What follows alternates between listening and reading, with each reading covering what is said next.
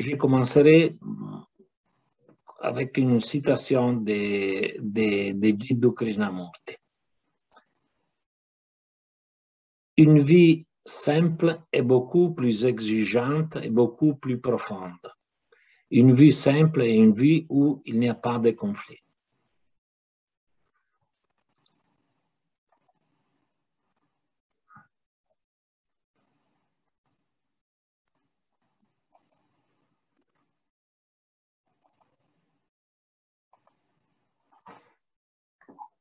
Avant-propos. En 1979, environ un an après avoir rencontré la théosophie, je commençais à fréquenter la branche théosophique de Venise, dont la présidente Giuseppina Vivian m'a initié avec beaucoup de générosité à la connaissance de la littérature théosophique, mais également de l'histoire de la société théosophique. C'est justement à l'occasion de certaines des conversations qui ont eu lieu dans sa maison, près de l'église de San Trovaso, que je suis resté, pour ainsi dire, foudroyé par Jiddu Krishnamurti, aussi bien à cause du contenu de son message que de la méthode appliquée, ou bien encore étant donné la qualité de ses choix et de sa vie. Et c'est ainsi que j'ai décidé de me rendre en Suisse afin de suivre les discours qu'il tenait tous les ans à Saanen au mois de juillet. La première fois que je l'ai vu de près a été quand je l'ai attendu à l'entrée du grand chapiteau où il donnait ses conférences. J'en ai reçu une impression vive, austère, mais également joyeuse. Le pèlerinage a duré pendant 6 étés, riche de travail intérieur et de rencontres extraordinaires avec des théosophes et avec des chercheurs spirituels passionnés, parmi lesquels je dois rappeler l'ingénieur Bruno Ortolani, qui a été l'un des traducteurs les plus appréciés de Jiddu Krishnamurti dans la langue italienne. En outre, il informait chaque année les membres de la Société théosophique italienne des contenus de conversations et de conférences que Krishnamurti faisait partout dans le monde. L'étude du message de Krishnamurti a accompagné ma vie à partir de ce moment-là, parallèlement à l'étude de la littérature théosophique et notamment des œuvres d'Elena Petrovna Blavatsky, sous les signes d'une théosophie dédiée au dépassement des dualismes et à la réelle compréhension de la vie, de l'amour et de la compassion. En réalité, je n'ai jamais senti de contradiction entre la théosophie et l'enseignement krishnamurtien. D'autre part, j'ai toujours nourri une profonde admiration pour la présidente mondiale de la Société théosophique, Radha Buznier, qui a peut-être été le témoin le plus prestigieux de cette ligne de pensée. Le livre du professeur Krishna, dont l'édition italienne a été récemment publiée par la Société théosophique italienne sous le titre Ricordando Jiddu Krishnamurti, soit littéralement en rappelant Jiddu Krishnamurti, est une contribution importante qui s'ajoute dans le panorama littéraire en vue de comprendre les rapports profonds entre Jiddu Krishnamurti et la société théosophique. Un rapport qui a accompagné sans interruption toute la vie de Krishnamurti. Quand Charles Webster Leadbeater a rencontré le jeune Jiddu Krishnamurti sur la plage d'Adyar et a reconnu intuitivement ses grandes possibilités de développement spirituel, il ne s'y est pas trompé. Et de même, en ce qui concerne Annie Besant, qui a été la mère spirituelle de Krishnamurti.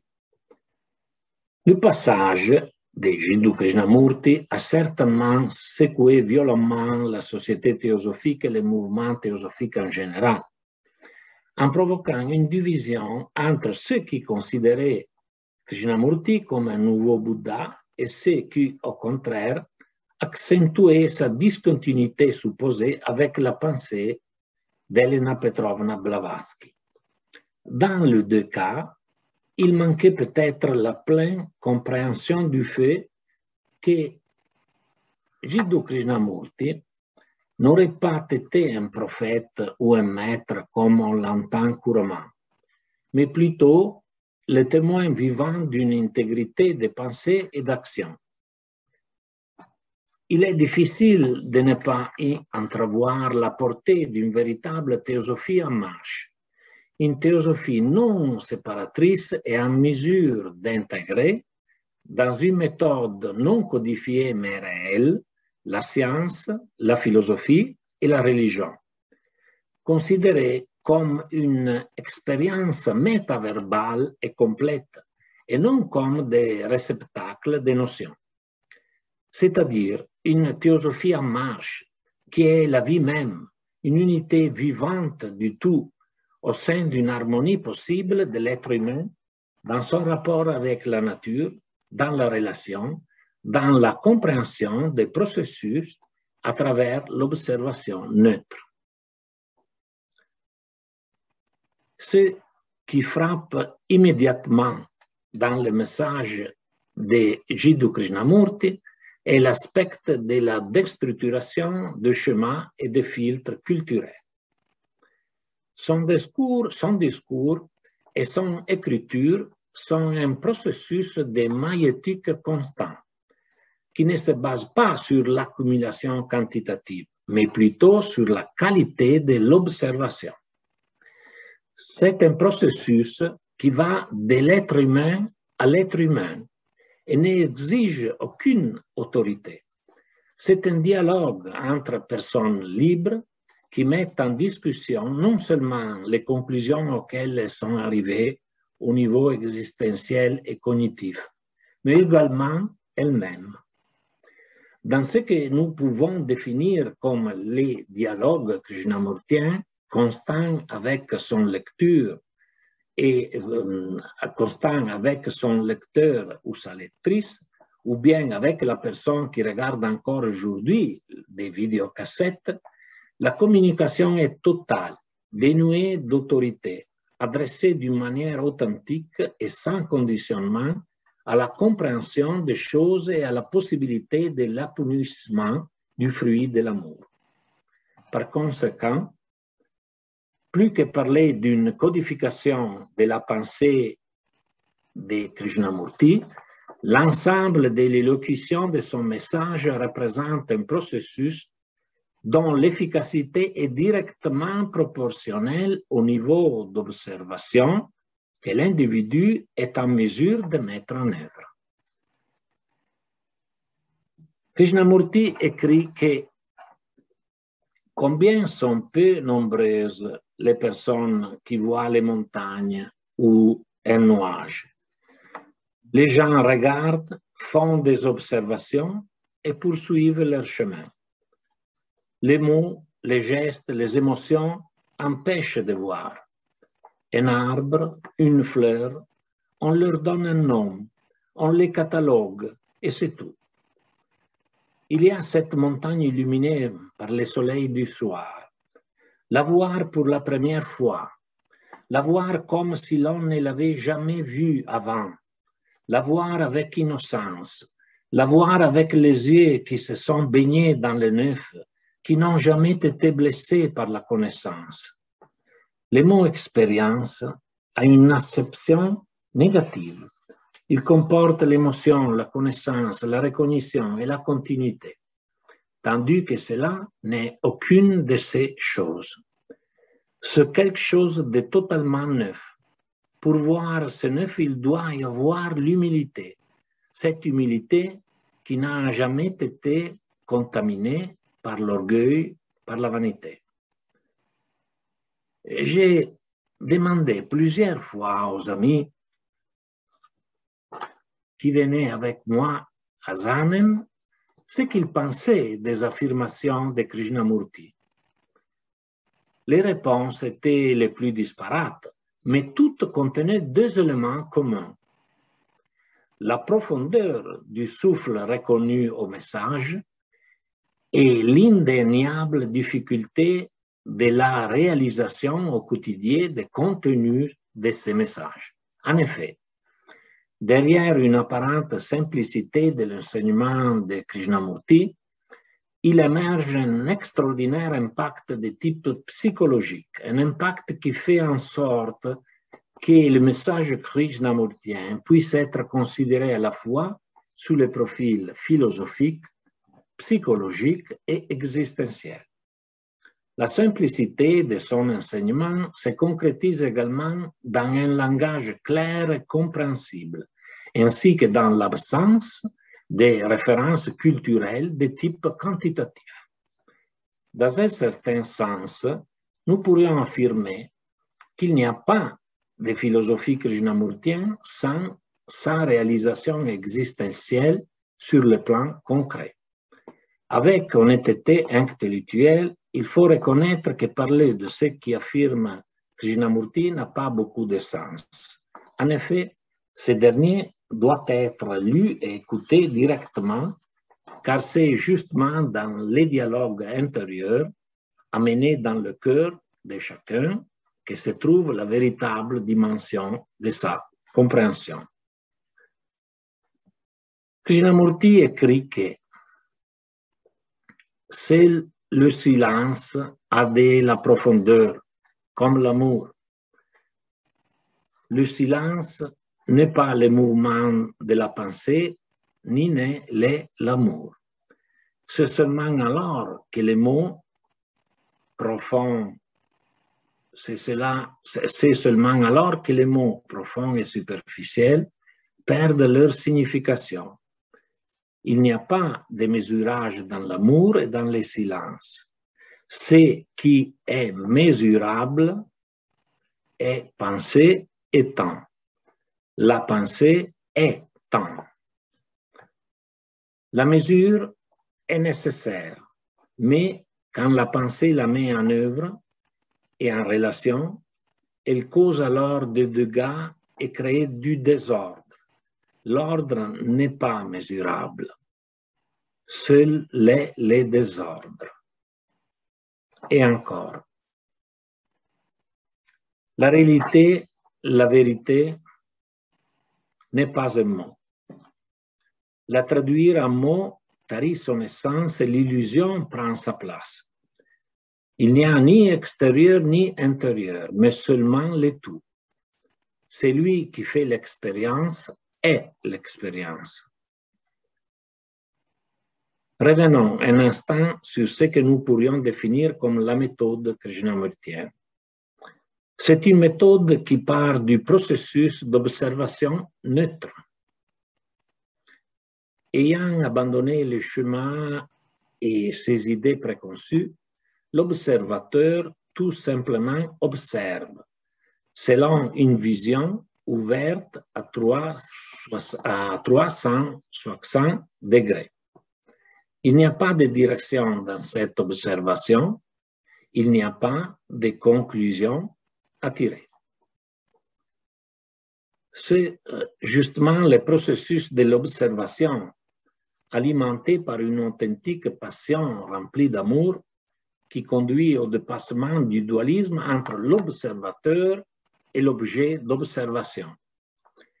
Dans ce dépassement, dans ce retour à l'unité, se trouve l'ouverture d'une nouvelle dimension de la conscience, qui n'est pas représentée par un ensemble de définitions, mais plutôt par la compréhension réelle de ce que le réel n'est pas. Il s'ensuit que le temps est ramené à l'essence représentée par le présent, par la dimension ici et maintenant. Krishnamurti affirme ainsi la régénération n'est possible que dans le présent, non dans le futur, non le lendemain. Ceux qui comptent sur le temps comme un moyen à travers lequel obtenir le bonheur ou se rendre compte de la vérité ou de Dieu sont simplement en train de se tromper eux-mêmes. Ils vivent dans l'ignorance et en conséquence dans les conflits. Quand le mental est apaisé, tranquille, quand il ne cherche pas de réponses ou de solutions, quand il ne reste pas ni il n'évite, c'est seulement alors qu'il peut y avoir une régénération, puisque le mental est alors en mesure de percevoir la vérité. Et c'est la vérité qui libère, non l'effort d'être libre. Comme l'a bien souligné Patrizia Calvi lors de sa conférence à la branche théosophique de Vicence le 18 avril 2006, Jiddu Krishnamurti n'offre jamais de solution. Il ne juge pas. Il n'accorde pas de certitude ni ne promet de points d'appui sécurables. Mais il met les personnes face à elles-mêmes, à leurs faiblesses, avec une simplicité cristalline, comme s'il connaissait ces mouvements mentaux sur le bout du doigt, comme on regarde quelque chose de très évident, mais de loin, en comprenant par intuition avec une extrême facilité les parcours, les logiques, les connexions, les pièges inhérents. C'est comme dévoiler la sortie du labyrinthe à la personne qui s'y est perdue, en lui indiquant le chemin de la sortie par le dessus et dans le sens de la supériorité, mais d'une vision plus claire.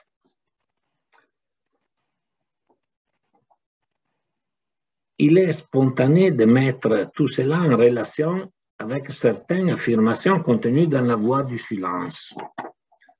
Tout d'abord, au 10e alinéa initial, où il est affirmé que celui qui veut entendre et comprendre la voix de Nada, le son tacite, la voix du silence, c'est-à-dire la véritable voix du son spirituel, doit tout d'abord connaître la nature de Dharana, la concentration intense et parfaite sur un objet intérieur, accompagnée du dépassement et de l'abstraction par rapport à ce qui appartient au monde des sens. C'est ensuite dans les fragments, les 7 portes, là où retentissent les paramitas bouddhistes, que l'observateur peut rencontrer la dimension des dhyana, dont la porte est comme une coupe d'albâtre, blanche et transparente, dans laquelle brûle tranquille une flamme d'or, la flamme de Pragyana qui émane d'Atma. C'est là le niveau de la réelle méditation. Krishnamurti affirme à ce sujet: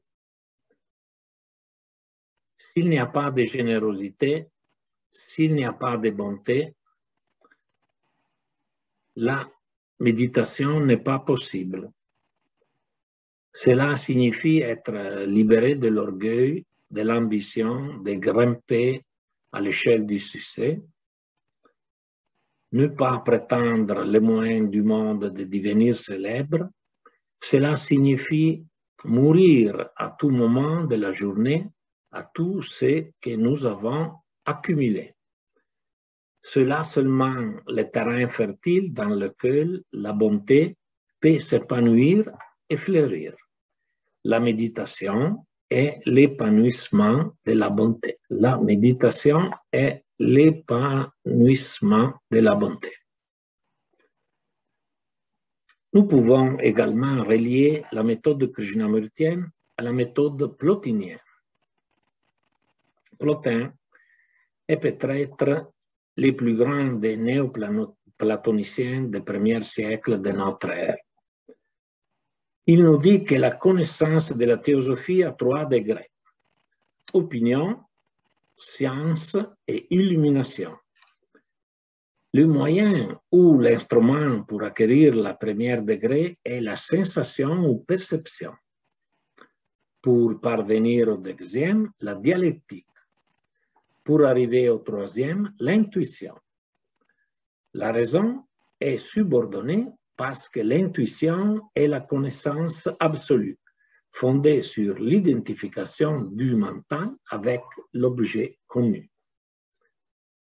Le trinôme fondamental est basé lui aussi chez Plotin sur les trois éléments de l'observation, de la maïeutique et de la méditation comme démolition de la barrière entre l'observateur et l'objet d'observation. Dans tout cela, l'intuition finit par être au centre du processus cognitif afin de représenter la réalité d'une connaissance qui va au-delà de la dimension mentale. Quand on parle d'intuition, la correspondance avec les conseils d'éclair d'intuition, bien présents dans le message de Jiddu Krishnamurti, s'établit tout naturellement. C'est justement cette connaissance de type direct qui conduit l'être humain à une réelle compréhension de la vie, dans une dimension d'amour et de compassion qui ne laisse aucune place au moi et à la personnalité.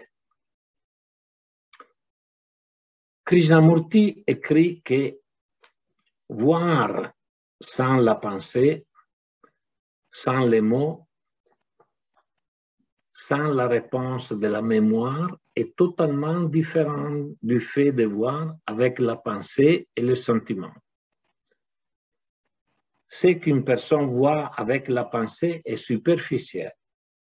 Dans ce cas, la pensée est uniquement partielle. En réalité, ce n'est pas du tout voir. Voir sans penser est une pensée totale. Voir un nuage sur une montagne sans la pensée et ses réactions est le miracle du neuf. Et ce n'est pas beau, c'est explosif dans son immensité. C'est quelque chose qui n'a jamais été et ne sera jamais plus. Pour voir, pour écouter, la conscience dans sa totalité doit être silencieuse pour que se produise la création destructrice. C'est la totalité de la vie et non le fragment de la totalité de la pensée. Il n'y a pas de beauté, mais seulement un nuage sur une montagne. Cela est création.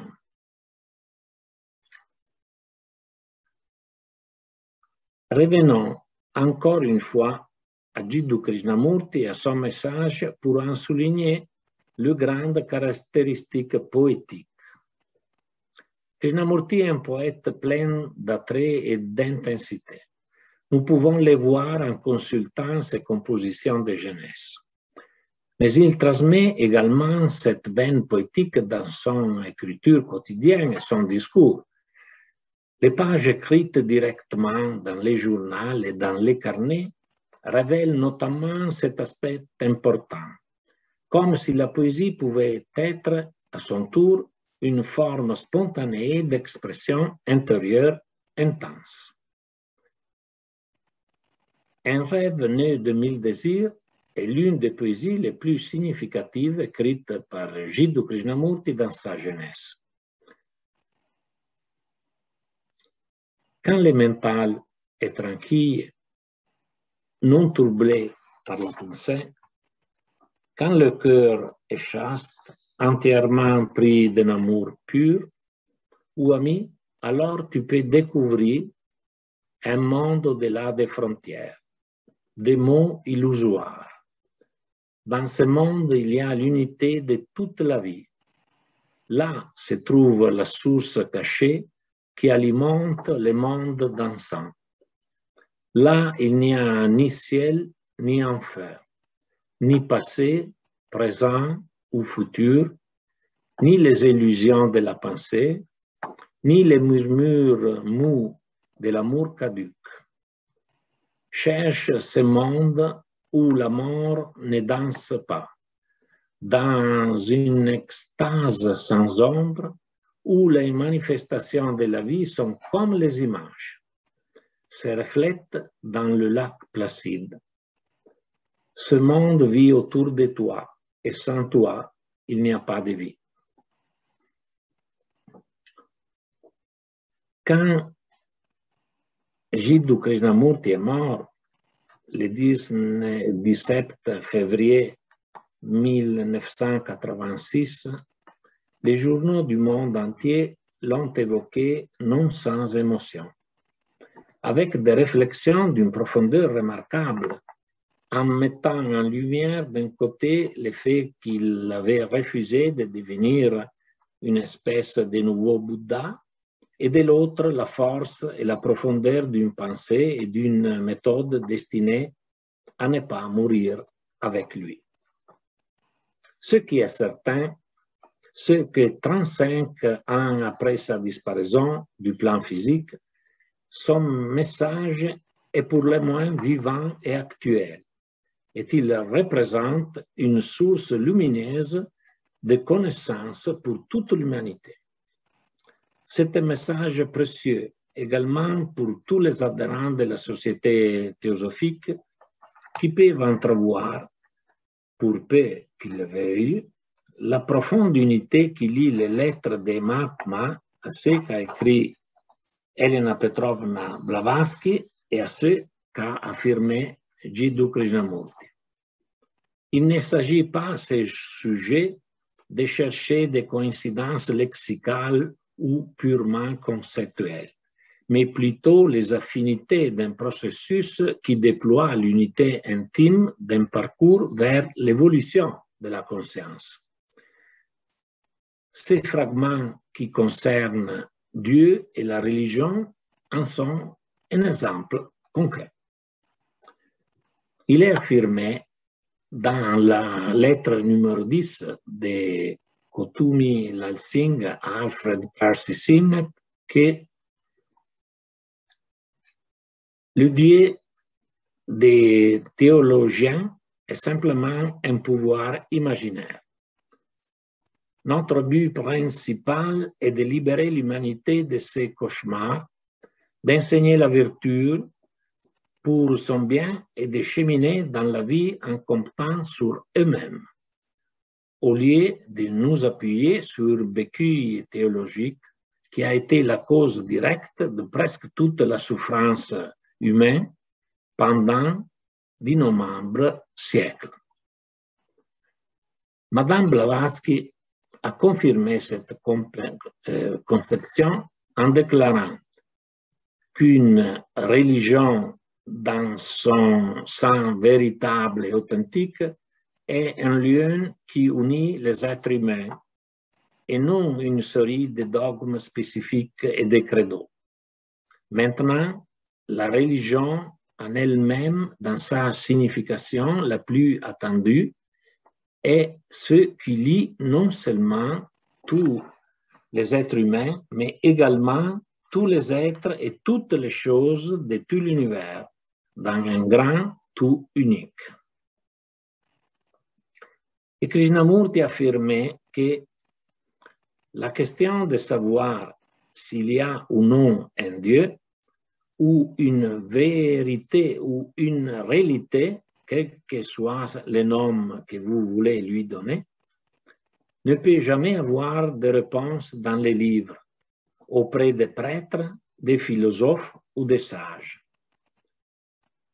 Dans son remarquable article intitulé « Théosophie et Krishnaji », Radha Burnier a mis en lumière l'importance que Krishnamurti ait grandi dans un milieu holistique tel celui de la société théosophique et a affirmé de nouveau avec force que vivre théosophiquement signifie vivre dans la lumière de l'unicité et de la sacralité de la vie sous tous ses aspects, à tous ses niveaux. Par conséquent, vivre théosophiquement n'est pas compatible avec les préjudices, les préférences ou les aversions, les mesures et les jugements qui conduisent à un classement établi artificiellement. La fraternité universelle, premier objectif de la société théosophique, implique qu'il faut dégager les mental et tous les penchants, les barrières, les ambitions égoïstes, et ainsi de suite, et les garder ouverts et libre afin d'entrer en communion à un niveau profond avec toute la vie. Dans son célèbre discours d'Omen, le 3 août 1929, Krishnamurti avait répété avec force trois concepts en particulier.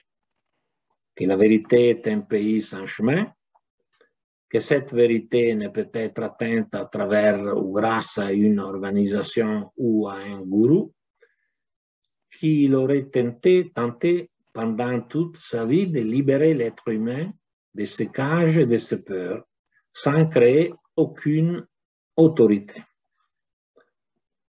Krishnamurti a sûrement été cohérent durant toute sa vie avec ce qu'il avait affirmé à Omen.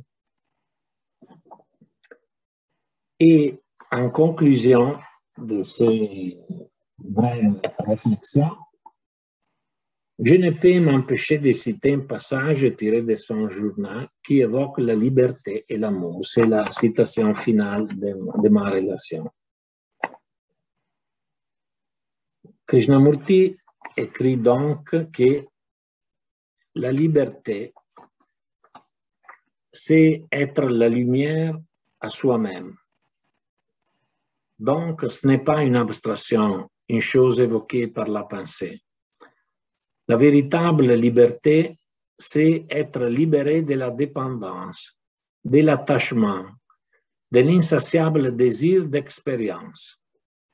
La liberté de la véritable structure de pensée, c'est être la lumière de soi-même.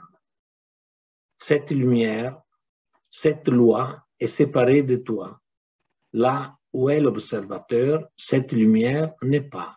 Cet amour n'est pas. La structure de l'observateur est produite par la pensée, qui n'est jamais neuve, jamais libre. Il y a comme de comment, il n'y a pas de système, pas de pratique. Il n'y a pas de comment, il n'y a pas de système, pas de pratique. Il y a seulement le fait de voir, qui est faire. Tu dois voir, mais pas avec les yeux d'autrui.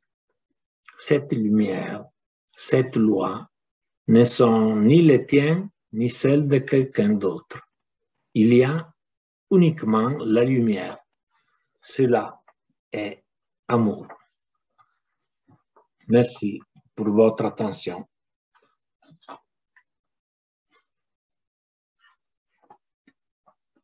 Merci beaucoup, Antonio, pour avoir réservé ton temps, très occupé, à partager avec nous ta réflexion.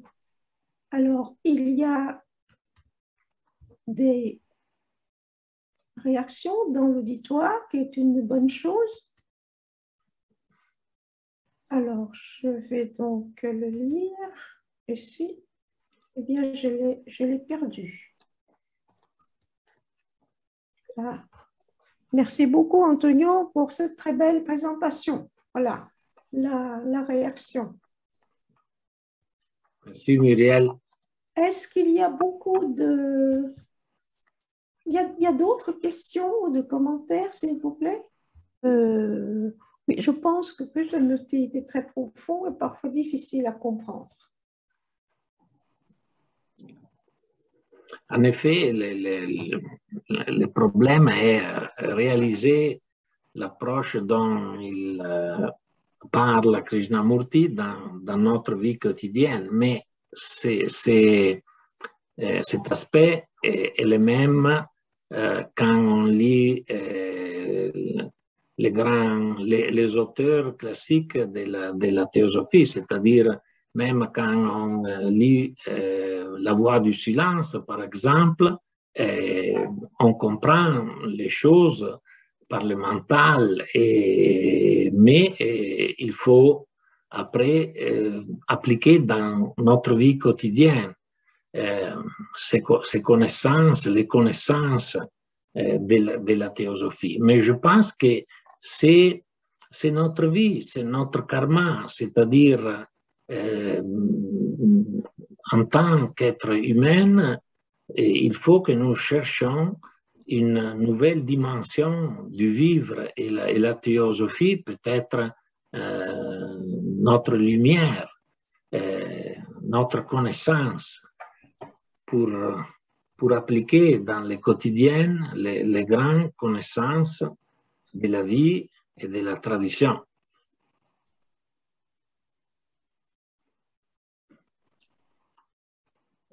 Toi aussi, Kim Diu, tu peux dire quelque chose à ce regard. Tu sais, oui, il y a trop de choses à dire, mais la journée est à toi. Donc, commente encore plus si tu veux, parce qu'on est presque de la même génération dans notre carrière théosophique. Moi, je suis rentrée en 72. L'année prochaine, c'est mes 50 ans de membres. 22, tu vois. Alors, donc, c'est à peu près le même.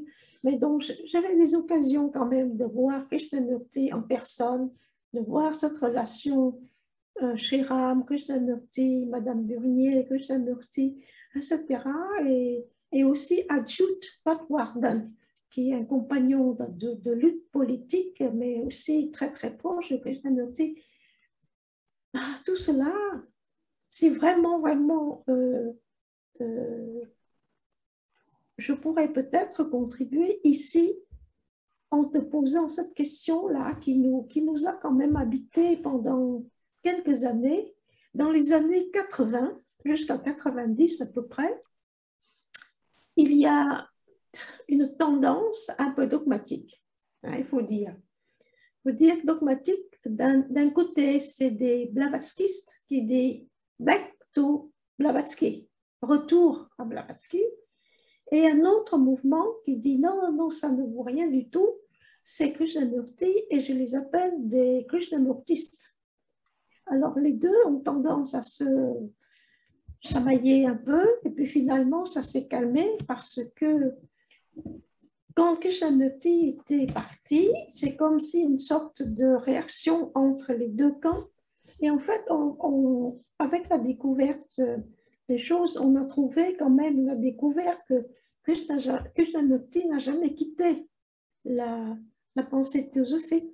Et physiquement non plus, il n'a pas quitté la société théosophique, puisqu'il a toujours fréquenté Sriram, et puis en 1980, je crois, 79, 80, il était venu pendant la convention à la Société théosophique, la convention internationale, il était invité à planter un arbre. En fait, c'est une tradition de planter des arbres. Hein. Et nous, une flopée de jeunes qui couraient derrière avec notre bicyclette à la main pour ne pas la perdre. Ils couraient après et lui, il marchait très vite devant avec Radha Burnier, avec Narendra, qui est le vice-président à l'époque, Narayan, qui, bon, ils ont été là à planter les arbres, etc. Mais c'est quelque chose de mémorable. C'est avec une seule image et un seul petit événement, on casse les idées très fausses que les gens ont essayé de bâtir pour dire que la société théosophique a, entre guillemets, foutu Krishnamurti dehors, mais jamais ça a été le cas. Et puis qu'il y a une dispute. Mais je voudrais aussi dire cela pour t'inviter et te questionner qu'est-ce que tu en penses de tout cela sur l'angle à la fois humain, philosophique et historique de la chose, parce qu'il y a certainement une signification. Oui, je pense qu'il n'y a pas de contradiction entre la théosophie classique et l'enseignement de Krishnamurti. Et je pense que Krishnamurti a été très enrichi par le fait d'avoir vécu dans la société théosophique pendant plusieurs années.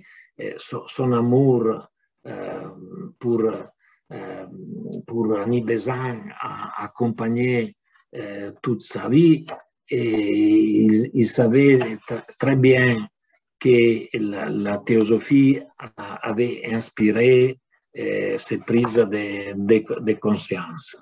Et je pense que vraiment, les rapports d'amitié qu'il avait avec certains théosophes, c'est la démonstration pratique d'une continuité qui n'était pas seulement une continuité amicale, mais était une continuité des pensées, des visions du monde, des sentiers. Et il est clair que Krishnamurti a une méthode et il est clair qu'il y a des différences d'expression entre la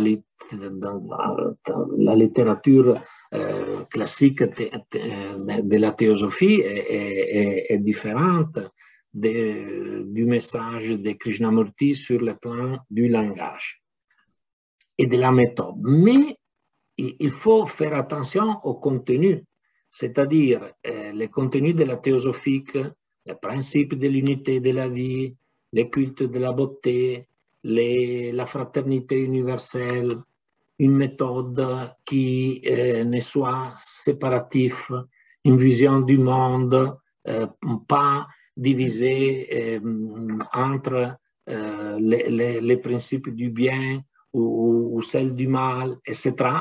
Tout cela est commun entre la pensée théosophique classique et Krishnamurti. Je pense que en synthèse, que Krishnamurti est un fils de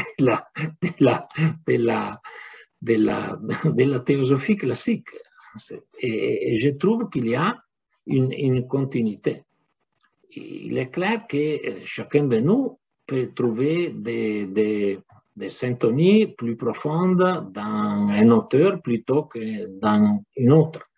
Mais je pense que lire, même en parallèle, pour exemple, La Voix du silence et carnet ou journal de Krishnamurti est une chose vraiment très intéressante.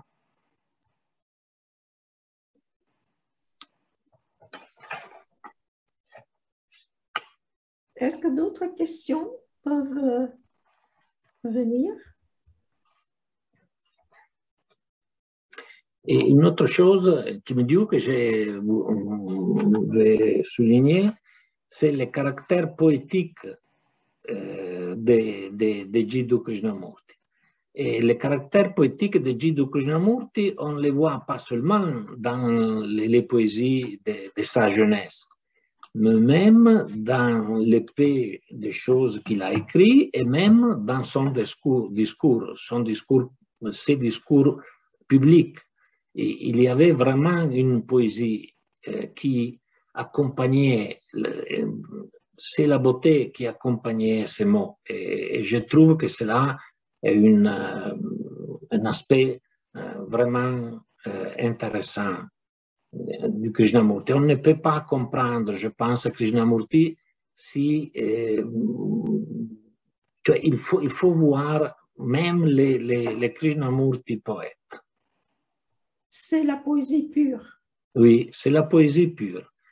C'est vraiment le frère sage qui va parler de la vie comme un ami et dans une beauté et une purité vraiment formidable.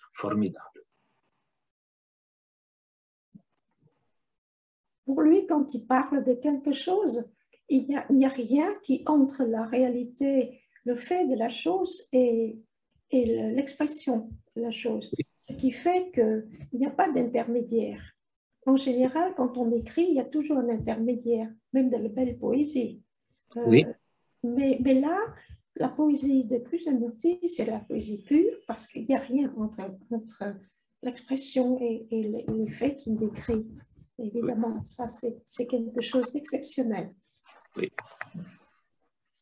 Très bien. Alors, il y a des questions qui sont arrivées entre-temps. Pouvez-vous expliquer un peu le fait de voir ce qui est faire? Pour la personne qui pose la question là, je n'arrive pas à comprendre le fait de voir ce qui est faire. Bon, ça, on va laisser ça un peu pour que la personne puisse repenser sa question et la poser après. Alors, donc, il y a un autre qui dit « J'ai beaucoup d'admiration pour Krishnamurti. Comment concilier sa ligne de pensée avec celle de Madame Blavatsky? Il rejetait la réincarnation, les maîtres de sagesse, et peut-on suivre deux lièvres à la fois ?» Alors, avant de passer la question à Antonio, je pense que cette personne a déjà posé la même question pendant une de mes conférences. Alors, je te passe la question comme ça, je vais écouter aussi avec beaucoup d'intérêt parce qu'il paraît que la personne a porté cette question sans réponse depuis un certain temps. Alors, mon avis est que Krishnamurti ne parlait pas des maîtres, mais il n'a jamais contesté l'existence des maîtres dans sa vie. Il ne parlait pas de cet aspect parce que cet aspect était une chose liée à son expérience et à sa vie. Mais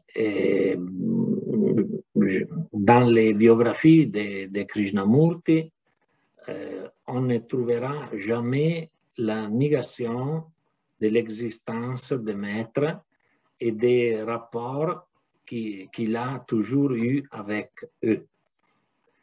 Mon avis est que Krishnamurti, les liens entre Krishnamurti et les maîtres étaient un lien non verbal et il ne parlait pas de ça. Et pour ce qui concerne l'incarnation, la réincarnation, mon avis est que Krishnamurti refusait un concept, comment on peut dire, des résultats de ça, c'est-à-dire il ne parlait pas de la réincarnation parce que sa vision était une vision qui avait une dimension métatemporale, métaverbale même. Et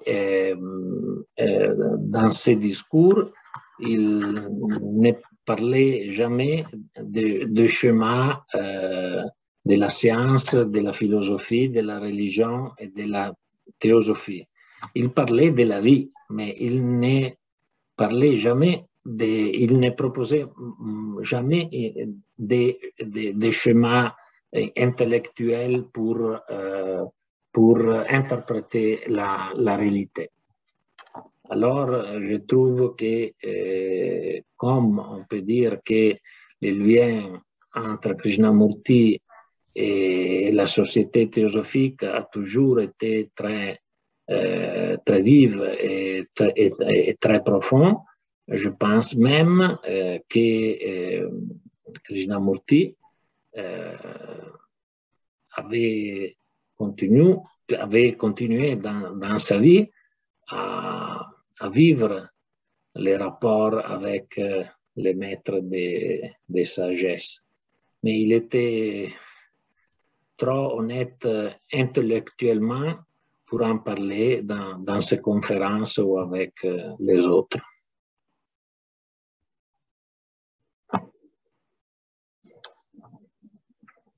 Je continue de lire des questions. Krishnamurti évoque le fait que nous ne devons pas être dépendants des autres. Gourou, par exemple, et certaines personnes peuvent se sentir perdues. Que pouvez-vous en dire?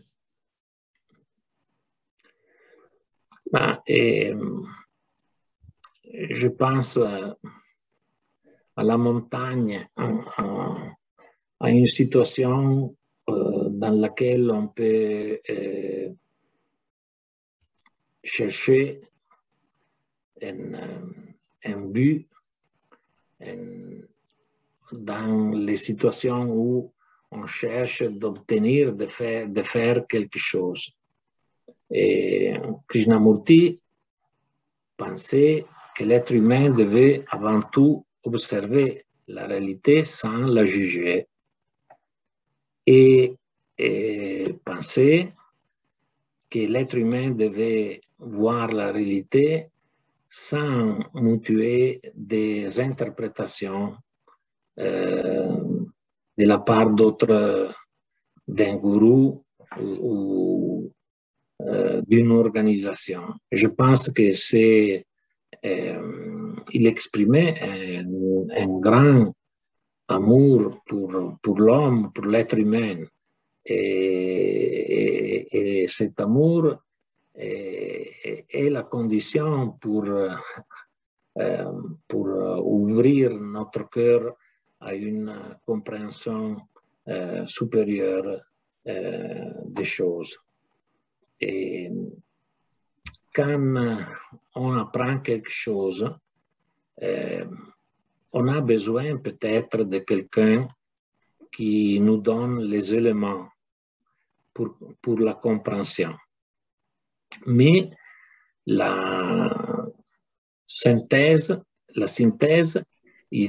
c'est chacun de nous qui la doit faire. Il n'y a pas d'autre qui peut faire notre œuvre alchimique. C'est seulement nous qui la pouvons faire. Mais on peut avoir quelqu'un qui nous donne les éléments de compréhension de la chose.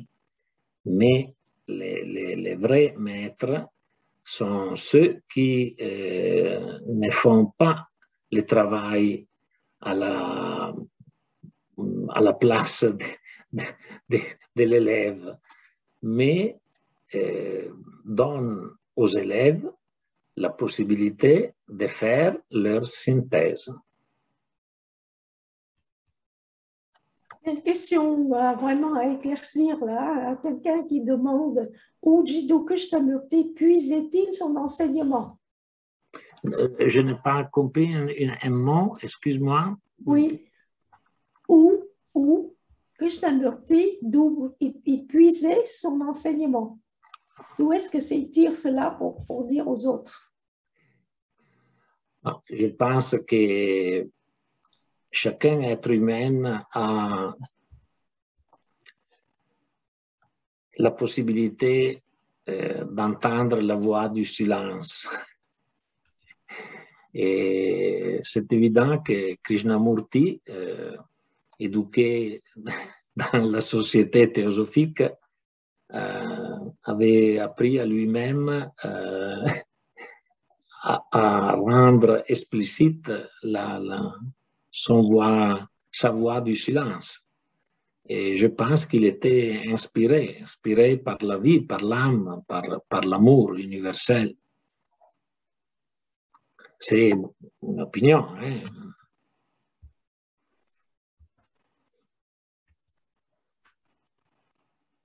Alors,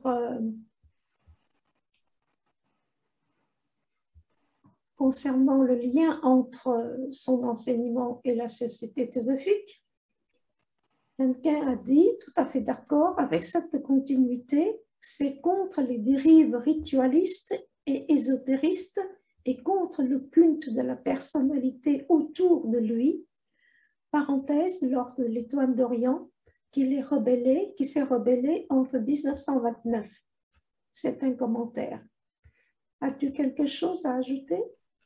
Je pense que dans 1929, il a dit très clairement que si le rapport entre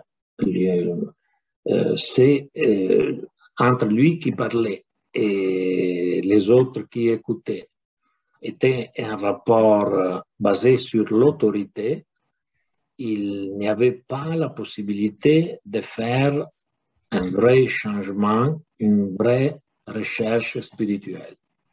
Je pense que dans le 1929, il a voulu écraser cette situation parce qu'il pensait que seulement en observant sans autorité et en écoutant sans autorité, on pouvait rechercher la vraie dimension du réel dans l'être humain.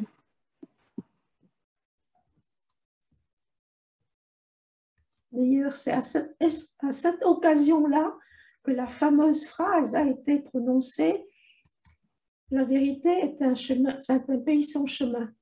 Et en fait, il y a une grande sensibilité et un grand respect de Krishnamurti vis-à-vis de Madame Besant.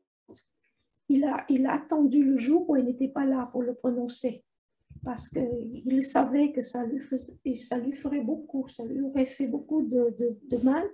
Donc, c'est vrai qu'à l'époque, il y avait une flopée de gens qui se sont déjà perdus dans leur propre folie. Mais enfin, à chaque époque, il y a chaque folie à chaque époque. Hein. Alors donc, à l'époque, je voudrais insister sur le respect profond de Krishnamurti vis-à-vis de Madame Besant, qu'il appelle mère, il appelle Ama, c'est-à-dire que c'est une mère pour lui. Et donc, malgré son désaccord, malgré tout ce qu'il puisse penser à l'inverse du mouvement un peu trop ritualiste à l'époque, qui d'ailleurs, le rituel a sa propre valeur, mais c'est trop. Il y a la question de proportion, c'est inversé, ça produit l'effet inverse, ce qui fait qu'on ne vit que pour ça et on pense que ce sont des actions propitiatoires comme qu'il y a 4000 ans ou 5000 ans. Alors, ce qui fait un retour en arrière, un grand bond en arrière. Et lui, il a prévu les choses et il a dit que même si on l'a considéré comme quelqu'un de le chef de ce mouvement, d'ailleurs, on l'a mis sur le trône, hein, il n'a rien demandé du tout. On l'a dit, voilà, c'est notre Messie, allez hop, on le met sur le trône. Et puis, donc, il ne peut pas. Et c'est un être absolument authentique. Absolument authentique. Il n'y a pas un seul atome d'hypocrisie en lui. Ça, c'est... vous pouvez sentir cela même physiquement, magnétiquement, quand vous êtes très près de lui. C'est quelque chose de... Normalement, c'est presque en théosophie, la deuxième génération parle beaucoup d'aura, de magnétisme, etc.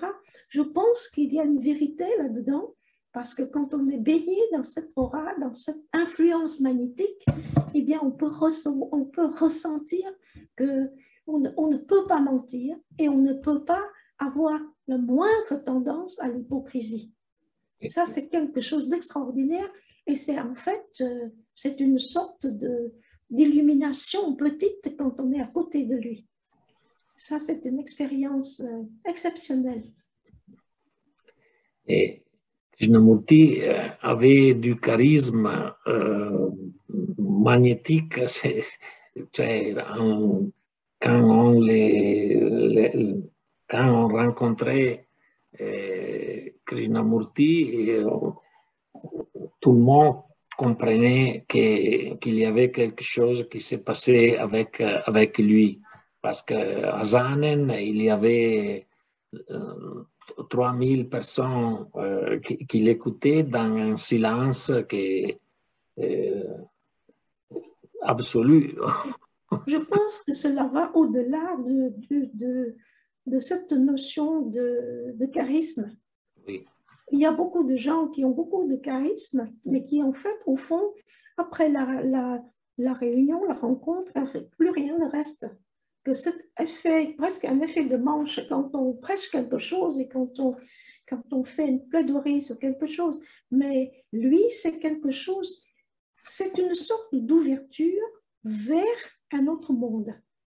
C'est comme si quand on écoute attentivement, il y a une sorte d'ouverture sous forme d'entonnoir et que tout ce qu'il donne passe par cet entonnoir et rentre dans notre être profond.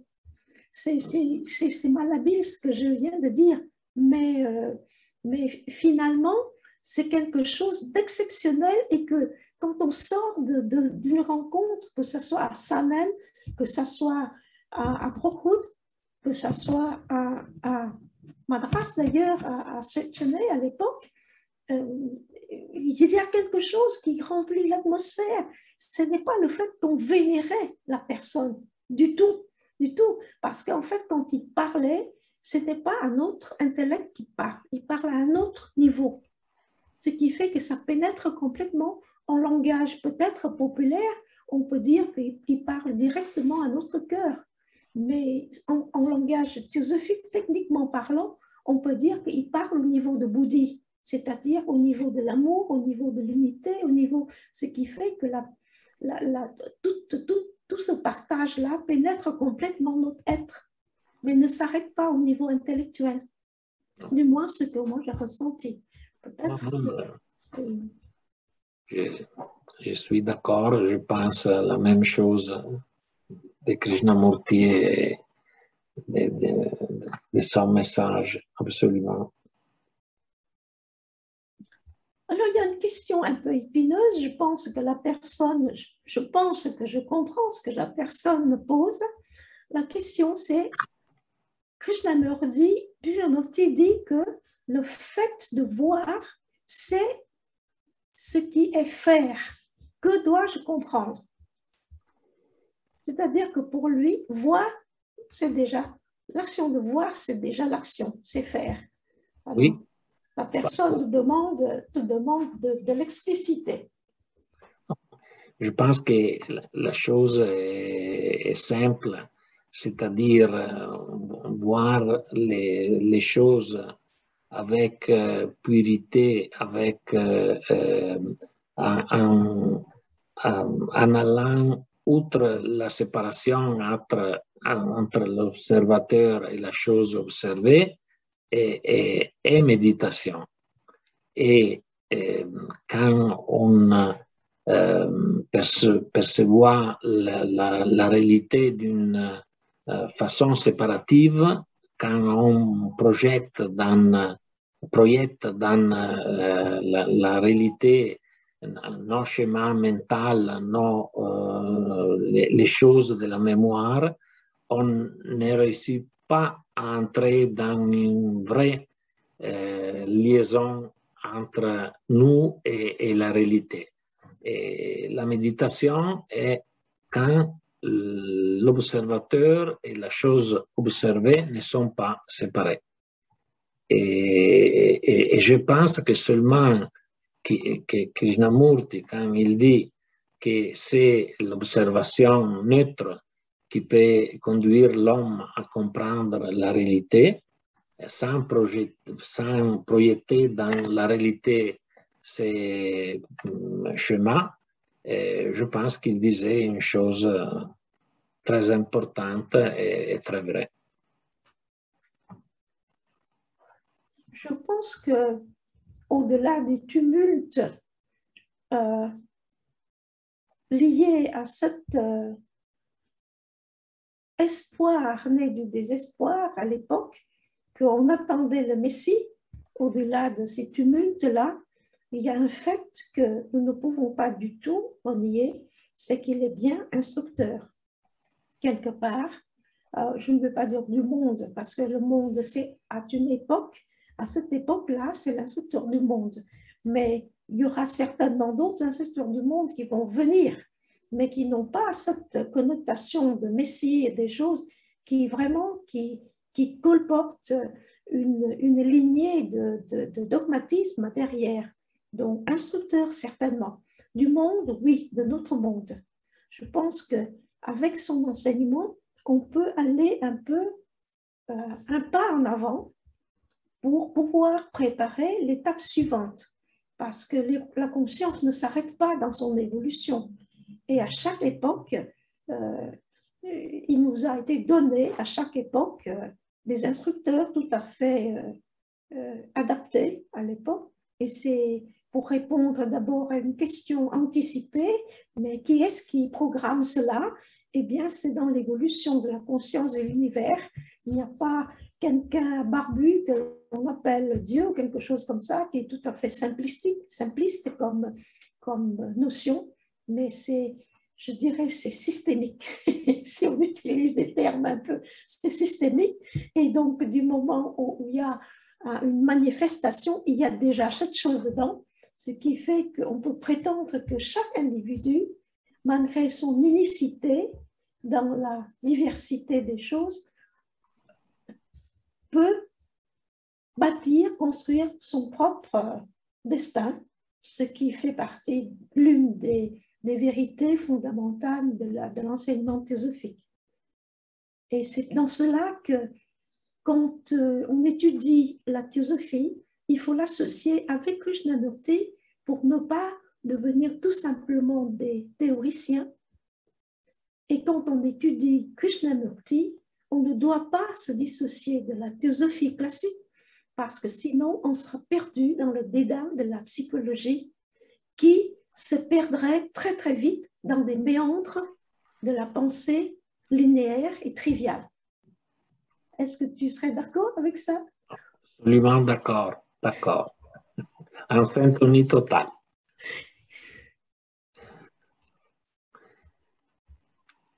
Enfin, avec ceci, s'il n'y a pas d'autres questions, il me reste à remercier beaucoup Antonio. Je pense que tu n'as pas à t'en faire pour le français parce que le langage, c'est surtout pour les linguistes. Mais nous, on peut comprendre quand même, malgré les fautes de vocabulaire, de grammaire, parce qu'on est beaucoup plus intelligent de ne pas être griffé aux choses très réglementaires. Bon, ceci étant dit, je m'excuse auprès des académiciens qui voient des choses absolument avec beaucoup plus de rigueur.